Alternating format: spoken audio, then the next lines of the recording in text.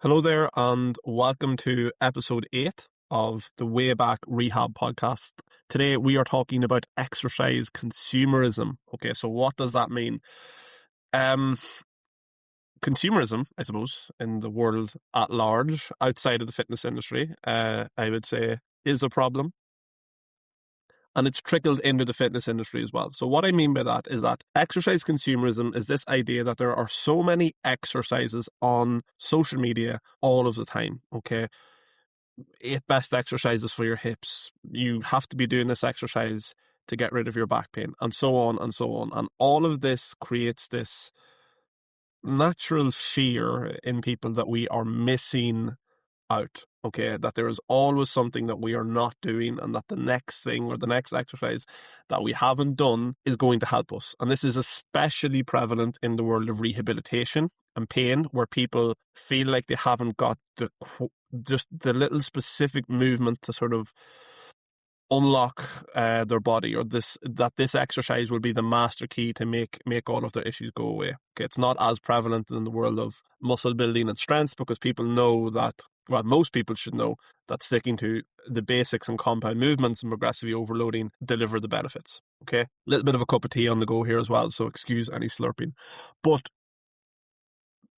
what happens with exercise consumerism, it's probably similar to consumerism in general, is that let's say you have a denim jacket, okay, and you like it for a while, and then a new denim jacket becomes available, and it's a little bit different, and it's sort of up to date with all the style, and it's trendy and it's cool. The shopaholic person, let's say, is going to think, oh, I need the new denim jacket, okay, I need everything that it has that my current one doesn't have. Whereas in reality, people who are who know their style, okay, they wear things that suit them. They don't buy into trends or always feel like they're missing out. Eventually they develop the things that they know works for them, and they'll add a little bit here or there, but they're not going to be chasing brands or chasing trends. And that's kind of how you should be approaching things with your exercise selection in rehabilitation. Don't always think that there is something out there that is definitely right for you. What you should be looking for is exercises that actually suit you. In the same way that you look for clothes that suit you, you should want to look for exercises that suit you. And when I say suit you, I mean that are applicable to your context, okay, and your what it is that your body needs. Because what happens is, with this concept of exercise consumerism, there are all these ways that these exercises are packaged, like best exercises for back pain, or strengthen your posterior chain, or build mobility at your hips. And the average trainee or sort of consumer of this content has these vague notions in their head of what it is that they feel they need. Okay, I need more mobility. My hamstrings are weak. My low back is too stiff, and I need more mobility in that region, or whatever it is. And it leads them to be easily influenced by the marketing of an exercise. So, because their understanding of what they need is limited, so therefore anyone that presents a solution, let's say, is going to win them over very easily. The value of the exercise is sort of intellectually condensed into this idea that if you have back pain, these 3 exercises are going to be useful for you. And that makes everything appear very sort of relevant and simple to what a person needs. So the reality as a coach, okay, so how I would like you to think about this, or you should at least work with someone who thinks about training in this way.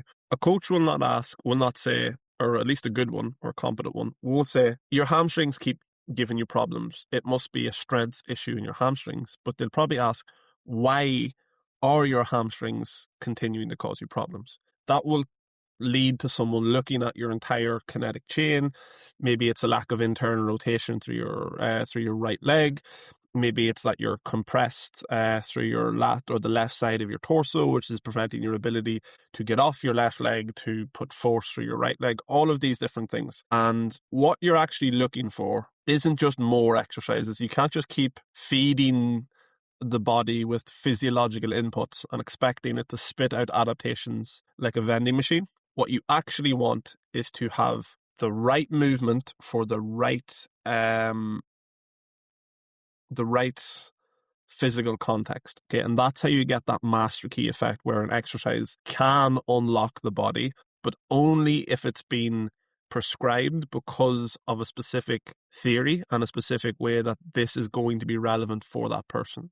And that's what I try to do as a coach. I say, and I've got better at this, but I struggled with it in my early years, is that you have to have a reason for giving someone an exercise. It can't be vague, or you can't just, excuse my French, throw shit at the wall and hope that it sticks. But the better that an exercise is, or the more suitable it is to a person's context, the better results that it's going to have. The average trainee just is like a person at a buffet, just gobbling up all these exercises and hoping that it works. Whereas in reality, you want to think, right, what is my context? What am I lacking? What will this exercise give me? What will it teach me? What movement strategy will it prevent, or what movement strategy will it actually create and cultivate? And then you go from there. But if you're in this like shopaholic or consumerist mindset where you're taking all of the exercises and hoping that they stick, it's not going to work, because it's not just one input that you're looking for, but the relationship between the exercise and the problem that it's trying to solve in the body. And you can have a really, quote unquote, good exercise that might work for someone else, but it won't work for you because it's not relevant. So get out of this idea of consumerism. I know it's a difficult thing, and we are curious creatures, so we always want to see what's out there. But the more sort of discretion that we can have and think, right, I'm only going to do an exercise if I sort of think that it's appropriate for my goals, especially in a rehabilitation setting. If you're adding things to your warm-up, you can explore. But if you're trying to actually solve a problem, you can't just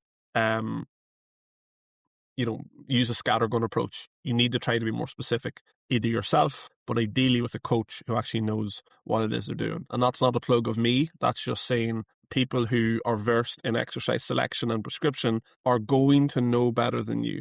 And if you're trying to figure it out yourself, what it means is that you are sort of guessing and hoping that it sticks rather than, you're hitting and hoping rather than aiming and firing. So I hope that helps. Exercise consumerism can be problematic, especially if you're in that loop of thinking the next exercise is definitely going to be the one to save you. So a little bit more discretion and a little bit more rationale behind why you're doing something is very, very important. And I will see you all next week for episode 9 of the Way Back Rehab podcast.